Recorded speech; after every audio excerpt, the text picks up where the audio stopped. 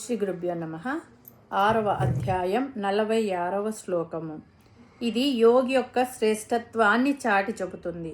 ఓం తపస్విభ్యో అధికో యోగి జ్ఞానిభ్యో అపి మతో అధికః కర్మిభ్యశ్చాధికో యోగి తస్మాద్యోగి భవార్జున. ముందుగా పదపదానికి అర్థం తెలుసుకుందాము. తపస్విభ్యః తపస్సు చేసే వారి కంటే, అధికః గొప్పవాడు అధికుడు, యోగి నిష్కామ కర్మయోగం లేదా ధ్యానయోగం చేసే యోగి, జ్ఞానిభ్యః శాస్త్రజ్ఞానం కలిగిన జ్ఞానుల కంటే, అపి కూడా, మతః నా అభిప్రాయం, కర్మిభ్యః ఫలాపేక్షతో కర్మలు చేసే వారి కంటే, చ మరియు, తస్మాత్ అందువలన, యోగి భవ యోగివి కమ్ము, అర్జున ఓ అర్జున. తాత్పర్యం ఏమిటంటే, అర్జున యోగాభ్యాసం చక్కగా చేసి సిద్ధి పొందినవాడు తపస్సు చేసే వారికంటే, శాస్త్రాలను అధ్యయనం చేసే వారికంటే, కర్మయోగమును అవలంబించిన వారికంటే అధికుడు అని చెప్పబడుతున్నాడు. ఈ శ్లోకంలో యోగులు ఎన్ని విధాలుగా ఉంటారో చెప్పాడు పరమాత్మ. మొదటి తరగతి వారు తపస్సు చేసేవారు, అంటే దైవాన్ని సగుణోపాసన చేసేవాళ్ళు. వీరు భక్తులని కూడా అనవచ్చు. రెండవ తరగతి వారు శాస్త్రాలను చదవడం, మననం చేయడం, మననం చేసిన దానిని చక్కగా అర్థం చేసుకోవడం, దాని ద్వారా జ్ఞానం సంపాదించడం, వీరిని జ్ఞానులు అని కూడా అంటారు. మూడవ తరగతి వారు కర్మిభ్య, అంటే యజ్ఞాలు, యాగాలు, క్రతువులు, వ్రతాలు, పూజలు మొదలగు కర్మలు చేసేవారు. తర్వాతి తరగతి వారు యోగులు.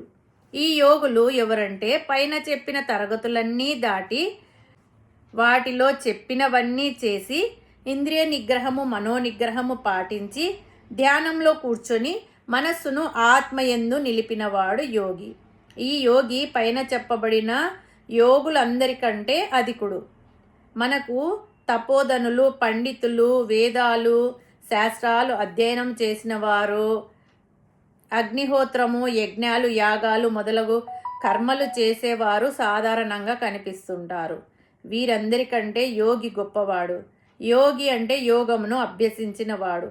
యోగం అంటే తన మనస్సును పరమాత్మతో అనుసంధానం చేసినవాడు. ఆత్మానందాన్ని పొందడం, ఆత్మదర్శనం చేయడం, దీనినే యోగమని తెలుపుతున్నాయి. ఈ యోగం అవలంబించిన వాడే ఉత్తముడు, సర్వశ్రేష్ఠుడు. శ్రద్ధాభక్తితో ధ్యానం చేసి మనస్సును నిగ్రహించి ఆ మనస్సును ఆత్మలో లయం చేసేవాడే యోగి. వాడే అందరికంటే శ్రేష్ఠుడు. అంటే తపస్సు చేసే తాపసులు, శాస్త్రాలను అధ్యయనం చేసే జ్ఞానయోగులు, కర్మలను చేసే కర్మయోగులు తక్కువ వారు అని అర్థం కాదు. వీరిలో ఒకరికంటే ఒకరు గొప్పవారు. కర్మజ్ఞానము, తపస్సు వీటికంటే ఆత్మదర్శనం చేసిన యోగి మోక్షానికి దగ్గరగా ఉంటాడు అని భావం. అంతేకాని అవేవి తక్కువ కావు. తస్మాత్ యోగి భవార్జున, అంటే ఓ అర్జున యుద్ధం చెయ్యి, కానీ యోగివి అయి చెయ్యి. అంటే నీ బాధ్యతలను నువ్వు నిర్వర్తించు, మనసును నా యందు ఉంచు అని అర్థం. ఈ విషయాన్ని కృష్ణుడు మనందరికీ చెప్పినట్లు భావించాలి. యోగి అంటే ఎవరో, యోగం అంటే ఏమిటో, దానిని ఆచరిస్తే ఏమవుతుందో, ఆచరించకపోతే ఏమవుతుందో, ప్రాపంచిక విషయాల నుండి ముక్తి పొందడానికి ధ్యాన యోగం ఎలా ఉపయోగపడుతుంది అనే విషయాలను పరమాత్మ మనకు వివరంగా చెప్పి మనల్ని అందరినీ యోగాభ్యాసము అంటే ధ్యాన యోగము అవలంబించమని సూచించాడు. యోగులు అంటే జటాజూటాలతో కాషాయాలు ధరించి సాధు వృత్తిని స్వీకరించువారని అర్థం కాదు. ఎవరైనా ఎక్కడైనా ఇంట్లోనైనా యోగం చేయవచ్చు, ఆత్మదర్శనం చేసుకోవచ్చు అని నిరూపించాడు పరమాత్మ. మనసును ప్రాపంచిక విషయాల నుండి మళ్లించి ఆత్మలో స్థిరంగా ఉంచడమే యోగం అని వివరంగా చెప్పాడు.